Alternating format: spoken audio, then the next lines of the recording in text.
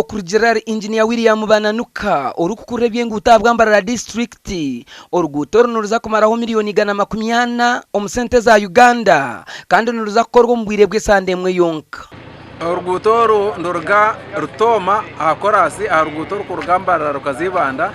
kandi rugenda ruconnectinga aharumutonto omuruguto stiro urwa Yunura urukurga Mbarara kachika kandi rukaza kachwangobe omurikashongi omuricyo. Chairman Didas Tabaro najara ngu sente zo koro rugutoru zirugero mu Uganda Road Fund abo kubembera yo rugutoru ebirene yerarchiriza rutwirero ko bimunonga tukatwara obujunanizibwa twahandikira aba Uganda Road Fund turukubashaba ngo orugutoru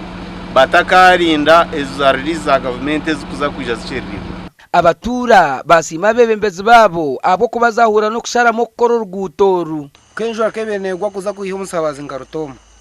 kugira ngo mutware nkaza mitondo ebirege ndurotora za rubindi oyetorora konkenjero yibakozire mahati ntureka abira kaceka turabo tukarya kasari imbere berya heberye mberambi abo gwakute bintu kikaha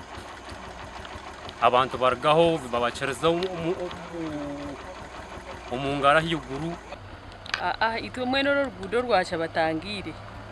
beryo mu mberambi habwo kuba ejo akabenegwa abazire twija hampa mwanya gukwakira abana